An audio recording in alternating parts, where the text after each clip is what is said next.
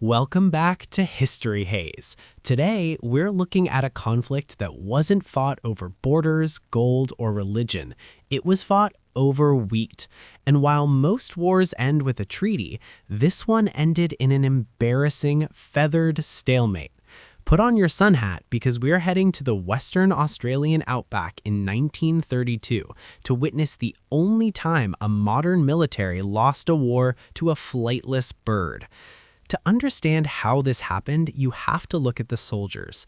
After World War I, the Australian government gave its returning veterans plots of land in Western Australia to farm wheat. But by 1932, these soldier settlers were struggling. The Great Depression had hit, wheat prices were plummeting, and then came the invaders. Not a foreign army, but 20,000 emus. These 6-foot-tall birds were on their annual migration, and they found the farmers' newly irrigated lands to be a 5-star buffet. They didn't just eat the crops, they smashed fences, leaving holes big enough for rabbits to come in and finish the job.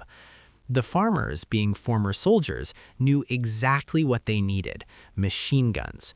They petitioned the Minister of Defense, Sir George Pearce, for help.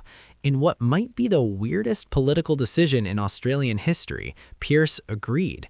He sent Major G.P.W. Meredith of the 7th Heavy Battery of the Royal Australian Artillery, along with 2 soldiers, 2 Lewis machine guns, and 10,000 rounds of ammunition. This wasn't a pest control mission, it was a military operation. Pearce even sent a cinematographer along, hoping the victory would be great PR for the government. The war officially began on November 2, 1932. Major Meredith and his men spotted a group of about 50 emus near a town called Campion. They set up the machine guns and prepared to open fire. Now, if you're picturing a massacre, think again. The emus proved to be surprisingly brilliant tacticians. As soon as the first shots rang out, the birds didn't panic and huddle together. They split into small groups and ran in different directions, making them nearly impossible to hit. The first encounter resulted in only a handful of birds lost. A few days later, the military tried a new strategy. They found a massive flock of over 1,000 emus near a local dam. This was the perfect ambush. They waited until the birds were in point-blank range before opening fire.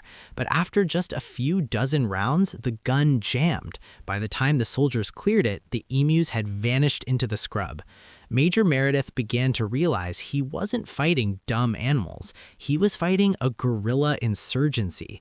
He even noted that each flock seems to have a leader, a large, dark-feathered bird that would stand watch and warn the others while they ate. Frustrated by the bird's speed, the soldiers tried one last desperate tactic. They mounted a machine gun onto a truck and chased the birds across the desert. It was a disaster. The ground was so bumpy the gunner couldn't aim, and the truck couldn't even keep up with the birds, who can run at speeds of 30 miles per hour. In one instance, an emu actually got entangled in the truck's steering wheel, causing it to crash into a fence. After about a month, the war was called off. The military had fired nearly 10,000 rounds of ammunition and claimed to have killed maybe 900 birds, though local farmers disputed even that number. Major Meredith famously remarked, "If we had a military division with the bullet-carrying capacity of these birds, it would face any army in the world." The emus had won. They took the hits, they outran the trucks, and they stayed on the land. Eventually, the government realized that machine guns were no match for biology and moved to a bounty system instead, which was far more effective. But for a few weeks in 1932, the Australian military was humbled by a bird that can't even fly. If you liked this trip through the haze, give the like button a tap and subscribe for more stories where history goes completely off the rails. Tell me in the comments, which animal do you think would be the hardest to win a war against? I'll see you in the next one.